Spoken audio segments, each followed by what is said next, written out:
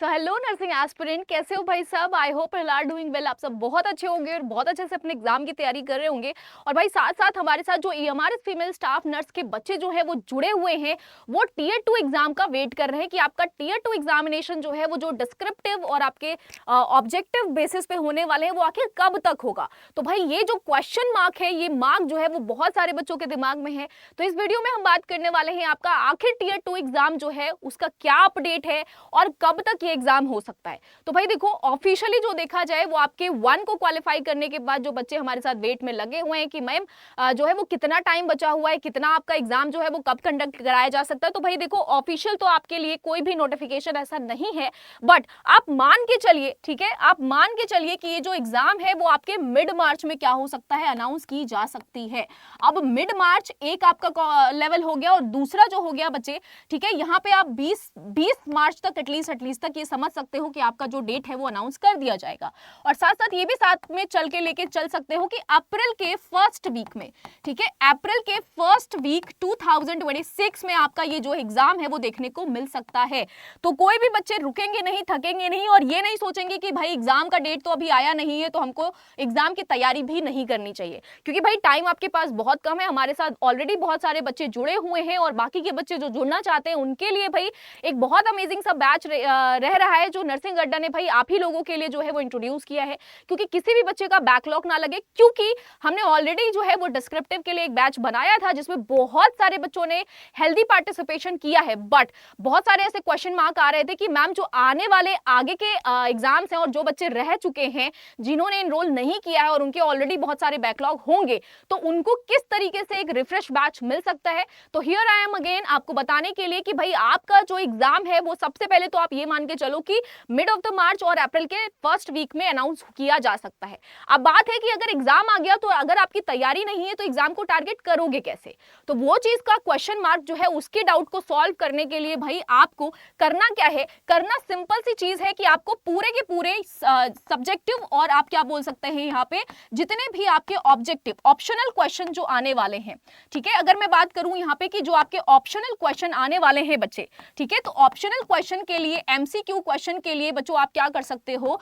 YouTube की classes को prefer कर सकते हो। ठीक है, यहाँ पे आप वाईटी की यूट्यूब की क्लासेस को क्या कर सकते हैं, प्रेफर कर सकते हैं। और साथ साथ अपने जितने भी नोट्स आपने बना रखे हैं उसको आप क्या कर सकते हो, रिवाइज कर सकते हो। ठीक है, रिवीजन फ्रॉम आपका क्या हो सकता है, जो भी आपने नोट्स बना रखे हैं। ठीक है, नोट्स को रिवीजन करने के बाद आपको as much as you can क्या करना है बच्चों, एमसीक्यू प्रैक्टिस करना है। और एमसीक्यू प्रैक्टिस आपको ज्यादा से ज्यादा करना है ताकि भाई ये जो आपके क्वेश्चन आने वाले हैं, ये आपके जो 40 क्वेश्चंस आने वाले हैं, ये क्वेश्चंस आपके किसी भी कीमत पे गलत नहीं होने चाहिए। ठीक है, उसके लिए आप क्या कर सकते हैं, यूट्यूब पे भाई मेरी क्लासेस जो है वो आपकी वाईटी पे डेली जो है बच्चों वो 11 AM पे चलती है। ठीक है, तो 11 AM पे आप डेली के डेली एमसीक्यू प्रैक्टिस कर सकते हैं। साथ साथ में यही क्लासेस आपकी 1 बजे भी चलती है, 5 बजे भी चलती है, तो आप इसके लिए भी यूट्यूब पे जुड़ सकते हैं। ठीक है, इसके लिए भी आप यूट्यूब पे जुड़ सकते हो, ये क्लासेस को वाईटी पे प्रेफर कर सकते हो। ठीक है, वाईटी पे पीडियाट्रिक की क्लास या फिर आप बोलो कि मल्टीपल क्वेश्चन प्रैक्टिस की क्लास अभी मैं ले रही हूं,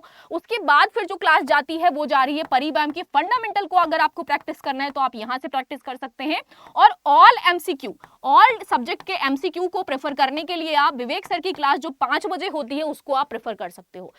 11 बजे जो है यूट्यूब पे मेरी क्लास प्रेफर कर सकते हो सारे ही नर्सिंग क्वेश्चंस को प्रेफर करने के लिए और साथ साथ स्पेसिफिकली पीडियाट्रिक के क्वेश्चंस को डील करने के लिए। अब बात करते हैं कि जो वेटेज है वो वेटेज तो हमारा डिस्क्रिप्टिव का है, तो ये डिस्क्रिप्टिव का सिनारियो क्या होगा मैम और किस तरीके से हम लिखेंगे। तो भाई इस पे देखो सिंपल सा फंडा है बच्चों। ठीक है, डिस्क्रिप्टिव एमसीक्यूज जो होंगे वो आपके कितने आएंगे, 15 क्वेश्चंस आएंगे और साथ साथ में ये 4 नंबर के पर क्वेश्चंस आएंगे। ये क्वेश्चंस डील करने का भाई बहुत सिस्टमैटिक तरीका होता है, जो तरीका अगर आपने फॉलो नहीं किया तो मे भी हो सकता है कि आप बाकी बच्चों से पीछे रह जाओ। अब वो तरीका क्या है कि भाई जो भी आपके चाहे वो मेजर सब्जेक्ट के क्वेश्चन आए चाहे फिर वो माइनर सब्जेक्ट के क्वेश्चन आए, ये क्वेश्चंस आपको डील करने कैसे हैं, कैसे राइट करोगे, कैसे लिखोगे। तो ये जो राइट डाउन मैकेनिज्म है, ठीक है बेटा, जो ये राइट डाउन आपका मेथड होगा वो किस तरीके का होना चाहिए और कैसे कैसे क्वेश्चंस आ सकते हैं, उन सारी चीजों के लिए भाई आपके लिए एक रिफ्रेशिंग जो है बच्चों वो बैच बनाया गया है जो रहता है आपका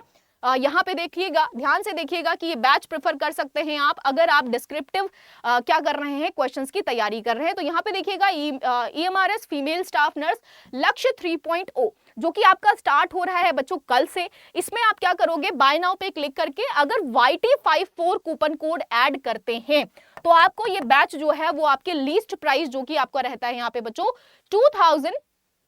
ठीक है, 2249 रुपीज में ओनली आपको मिल जाएगा। ठीक है, तो फटाफट से जिन भी बच्चों ने इनरोल नहीं किया है वो इनरोल कर सकते हैं, बिकॉज अब भाई आपके वेट करने का वक्त नहीं है क्योंकि टाइम बहुत ज्यादा हो चुका है। आपके मिड ऑफ द मार्च में या फिर अप्रैल के स्टार्टिंग में जो है वो आपका EMRS टियर 2 का एग्जामिनेशन जो है वो अनाउंस किया जा सकता है। तो भाई वेट मत करो, तैयारी अपनी जानदार शानदार करते रहो और जिस भी तरीके से आपको डायरेक्शन चाहिए होगा उसके लिए हम आपको सारे ही नर्सिंग अड्डा के मेंटोर आपको गाइड करने के लिए बिल्कुल तैयार हैं। लेकिन करना आपको यह है कि जितना हमारी तरफ से आपको बताया जाए उतना आपको डेली बेसिस पे भाई क्वेश्चंस को राइटिंग प्रैक्टिस करना है, टाइम मैनेजमेंट का ध्यान रखना है और साथ साथ बच्चों आपके जितने भी सब्जेक्टिव, मैंने कई बार आपके लिए वीडियो बनाई है कि EMRS के टॉप 20 मोस्ट इंपॉर्टेंट क्वेश्चंस कौन से हैं। बहुत सारे आपके टॉपिक जैसे कि आपका बर्न हो गया, जैसे कि आपका स्टेजेस ऑफ लेबर हो गया, जैसे कि आपके विटामिन हो गए, जैसे कि आपका भाई नर्सिंग प्रोसेस हो गया, एडमिशन डिस्चार्ज प्रोसीजर हो गया या random procedure from the fundamental, ये सारी ही प्रैक्टिस मैंने ऑलरेडी डिस्क्रिप्टिव में करा रखी है। बट क्योंकि आपका बैकलॉग ना लगे इसलिए आपके लिए रिफ्रेशिंग बैच बनाया गया है जिसमें आप इनरोल कर सकते हो और आप प्रैक्टिस कर सकते हो हमारे साथ और आपको बहुत अच्छे तरीके से समझाया जाएगा इस बैच में कि किस तरीके से भाई आपको आगे के लिए डिस्क्रिप्टिव को अटेम्प्ट करना है और किस तरीके से क्वेश्चन राइटिंग करना है।